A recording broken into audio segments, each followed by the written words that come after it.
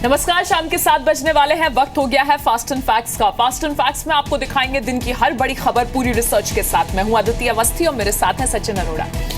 शुरुआत करते हैं पहली बड़ी खबर से। भारत ने पाकिस्तान के कश्मीर पर बातचीत के न्योते को ठुकरा दिया है। भारत ने कहा है दोनों देशों के बीच विदेश सचिव स्तर की बातचीत हो सकती है, लेकिन मुद्दा कश्मीर नहीं, सीमा पर आतंकवाद होगा। भारत के विदेश सचिव एस जयशंकर का कहना है कि वो बातचीत के लिए इस्लामाबाद जाना चाहते हैं, लेकिन बात सिर्फ आतंकवाद और घुसपैठ पर होगी, कश्मीर पर नहीं, क्योंकि ये भारत का अंदरूनी मामला है। जहाँ तक भारत का पक्ष है इस विषय को लेकर के, धीरे धीरे सारा विश्व भारत के दृष्टिकोण के साथ अब सहमत होने लगा है और यूएनओ ने भी इस बात को स्वीकारा है कि ये द्विपक्षीय विषय है, बाइलैटरल, इसमें और कोई हस्तक्षेप नहीं था। 15 अगस्त को पाकिस्तान ने इस्लामाबाद में भारत के हाई कमिश्नर गौतम बम्बावाले को चिट्ठी दी थी। पाकिस्तान ने भारत को जम्मू कश्मीर पर बातचीत के लिए न्योता दिया था। पाकिस्तान ने यूएन के प्रस्ताव का हवाला दिया था, जिसके मुताबिक भारत पाक को जम्मू कश्मीर विवाद का हल निकालने को कहा गया है। भारत के हाई कमिश्नर गौतम बम्बावाले ने यह भी कहा है कि जम्मू कश्मीर के हालात के पीछे मुख्य वजह सीमा पार आतंकवाद है। झारखंड से बीजेपी सांसद निशिकांत दुबे ने कहा है कि पाकिस्तान के कब्जे वाले कश्मीर से भी लोकसभा में सांसद होने चाहिए। झारखंड के गोड्डा से बीजेपी के सांसद निशिकांत दुबे के मुताबिक संविधान के तहत लोकसभा में 550 सीट किए जाने का प्रावधान है, लिहाजा पाक अधिकृत कश्मीर से भी 5 लोकसभा सीटों का ऐलान हो। ये कहा था कि लोअर हाउस में जो है पाक अधिकृत कश्मीर के लिए और गिलगित बाल्टिस्तान के लिए जो है 5 लोकसभा की सीटें होनी चाहिए। और निश्चय ही जब ऐसा होता है तो साथ ही साथ उसको प्रजातांत्रिक प्रणाली के अंतर्गत उपयुक्त और उचित प्रतिनिधित्व मिले, इसका भी प्रावधान होना चाहिए।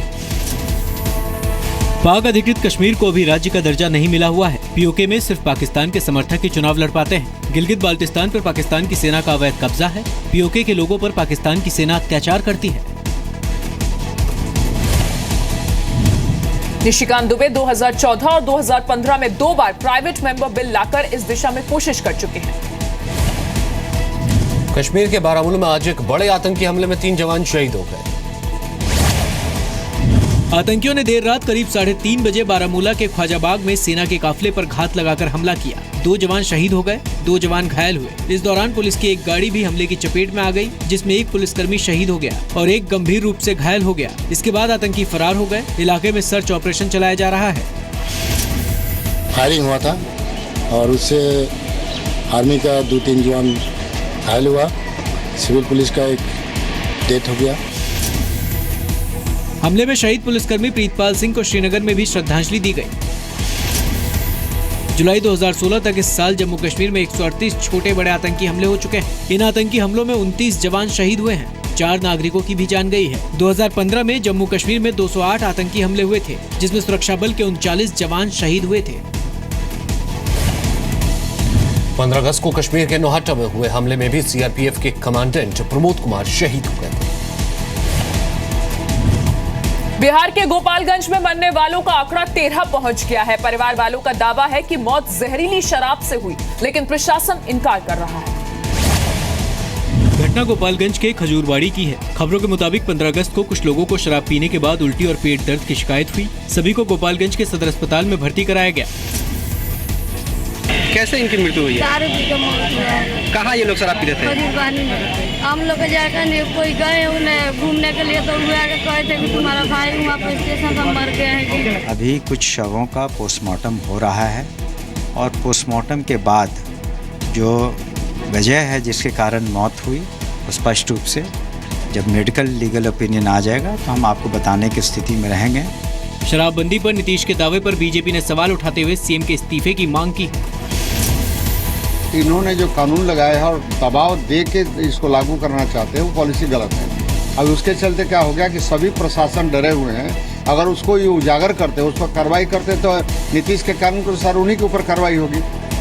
बिहार में 5 अप्रैल 2016 को पूर्ण शराबबंदी लागू की गई थी। बावजूद इसके ऐसे मामले सामने आते रहे हैं।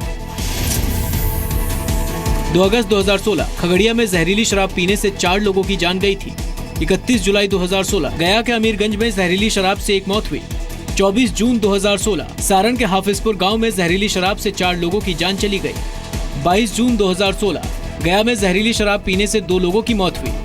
27 अप्रैल 2016 जहरीली शराब पीने से पटना में 4 लोगों की मौत हुई थी।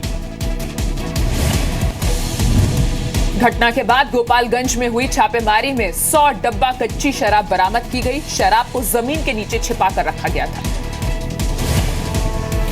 केंद्र सरकार ने पंजाब समेत 3 राज्यों में राज्यपाल और एक केंद्र शासित प्रदेश में उपराज्यपाल को नियुक्त किया है। मोदी सरकार में केंद्रीय मंत्री रह चुकी नजमा हेपतुल्ला को मणिपुर का राज्यपाल बनाया गया। पंजाब के राज्यपाल के पद पर वीपी सिंह बदनौर को नियुक्त किया गया। इसके अलावा बनवारी लाल पुरोहित को असम का राज्यपाल बनाया गया। जगदीश मुखी को अंडमान निकोबार द्वीप के उपराज्यपाल पद की जिम्मेदारी सौंपी गई। मैं प्रधानमंत्री का और पार्टी का बहुत आभार मानती हूँ कि उन्होंने मुझे एक जिम्मेदारी दी। जिम्मेदारी मिली है, हमारे पूरे मित्र परिवार में आनंद है। जो जिम्मेदारी मिली है उसको पूरा प्रयत्न के साथ में बखूबी निभाएंगे। राष्ट्र की सेवा का मौका है। ये बात निश्चित है कि पार्टी ने जो जिम्मेदारी दी है बहुत सोच समझ कर दी है और कुछ बैकग्राउंड देखते हुए इस तरह की जिम्मेदारी दी है। अल्पसंख्यक मामलों की मंत्री रही नजमा हेपतुल्ला मणिपुर की 18वीं राज्यपाल होंगी। नजमा हेपतुल्ला ने 75 साल की उम्र में 12 जुलाई को केंद्रीय मंत्रिमंडल से इस्तीफा दे दिया था। पंजाब के राज्यपाल नियुक्त किए गए वीपी सिंह बदनौर राजस्थान से हैं। अंडमान निकोबार के उपराज्यपाल बनाए गए प्रोफेसर जगदीश मुखी दिल्ली में विपक्ष के नेता रह चुके हैं। बनवारी लाल पुरोहित नागपुर से 3 बार सांसद रह चुके हैं। मणिपुर और पंजाब में पिछले साल अगले साल विधानसभा चुनाव भी होने हैं। महाराष्ट्र में जन्माष्टमी पर होने वाले दही हांडी उत्सव को लेकर सुप्रीम कोर्ट ने अहम आदेश दिया है। सुप्रीम कोर्ट के आदेश के मुताबिक दही हांडी फोड़ने वाले गोविंदाओं की टोली में 18 साल से ज्यादा की उम्र के लोग ही शामिल हो सकेंगे। सुप्रीम कोर्ट ने यह भी कहा है कि दही हांडी की ऊंचाई 20 फीट से ज्यादा नहीं होनी चाहिए। लेकिन 18 साल के नीचे के बंदे को दही हांडी में पार्टिसिपेट करने नहीं अलाउड नहीं है।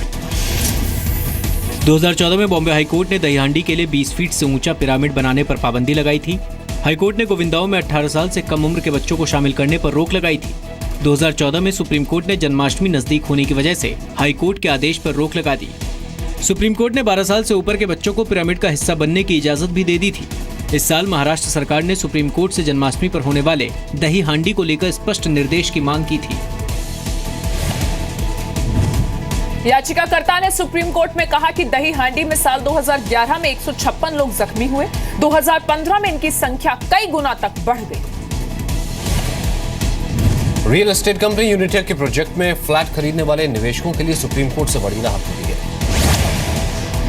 सुप्रीम कोर्ट ने यूनिटेक को गुरुग्राम के सेक्टर 70 में विस्तार प्रोजेक्ट में फ्लैट खरीदने वालों के पैसे वापस करने के आदेश दिए हैं। सुप्रीम कोर्ट ने यूनिटेक से 38 निवेशकों के 15 करोड़ रुपए वापस करने को कहा है। कोर्ट के आदेश के मुताबिक यूनिटेक 2 हफ्ते में 5 करोड़ रुपए लौटाएगा। बाकी के 10 करोड़ रुपए सितंबर के आखिर तक लौटाने होंगे। इससे पहले केंद्र सरकार भी बिल्डरों की मनमानी खत्म करने के लिए रियल एस्टेट बिल को मंजूरी दे चुकी है।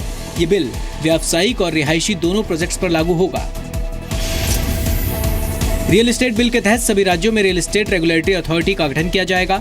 अथॉरिटी के साथ बिल्डरों और रियल एस्टेट एजेंटों का रजिस्ट्रेशन होगा। बिल्डर्स को खरीदारों का 70% पैसा 15 दिन के अंदर एक अलग बैंक अकाउंट में जमा कराना पड़ेगा। बिना ग्राहक की सहमति के मालिक डिजाइन या प्लान नहीं बदल सकते हैं। प्लान में बदलाव से पहले 2/3 खरीदारों की मंजूरी जरूरी होगी। यूनिटेक ने अपनी सफाई में कहा है कि सुप्रीम कोर्ट का फैसला उसके मन मुताबिक ही है। जल्द ही उत्तर प्रदेश के 3 और शहरों को मेट्रो का तोहफा मिलेगा। अखिलेश कैबिनेट की बैठक में इस पर अहम फैसला लिया गया। अखिलेश सरकार ने आज इलाहाबाद में मेट्रो प्रोजेक्ट को मंजूरी दे दी। साथ ही कानपुर और वाराणसी में भी जल्द मेट्रो पहुंचाने का ऐलान किया। इलाहाबाद मेट्रो के लिए डिटेल्ड प्रोजेक्ट रिपोर्ट बनाने के लिए कहा गया है। अखिलेश यादव ने यह भी कहा कि लखनऊ मेट्रो को लेकर भ्रम फैलाया जा रहा है कि ये काम केंद्र सरकार करवा रही है। इलाहाबाद में मेट्रो का पूरा सर्वे करने के लिए और रिपोर्ट तैयार करने के लिए कैबिनेट ने फैसला लिया है कि इलाहाबाद में भी मेट्रो बनाई जाएगी।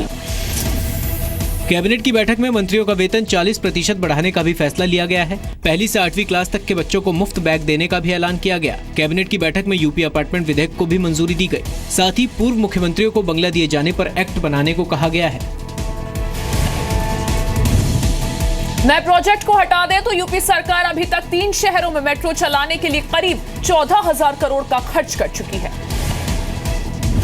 केंद्रीय मंत्री वीके सिंह की पत्नी ने पुलिस में एक युवक के खिलाफ धमकाने और ब्लैकमेलिंग की शिकायत दर्ज कराई है।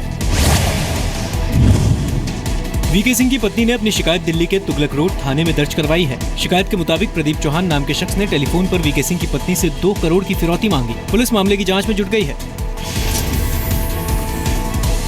लड़का एक शख्स है, प्रदीप चौहान नाम है उसका, वो एक्सटॉर्शन डिमांड कर रहा था, थ्रेटन कर रहा था, एक्सटॉर्शन की डिमांड कर रहा था, पैसे की डिमांड कर रहा था, बेस्ड ऑन सम उसके बाद some frivolous doctored audio video. VK Singh की पत्नी के मुताबिक आरोपी ने फोन पर कहा कि उसके पास एक रिकॉर्डिंग है। आरोपी ने फुटेज यूट्यूब और सोशल मीडिया पर वायरल करने की धमकी दी। बताया जा रहा है कि आरोपी केंद्रीय मंत्री वीके सिंह के भतीजे का दोस्त है और हरियाणा के गुरुग्राम में रहता है।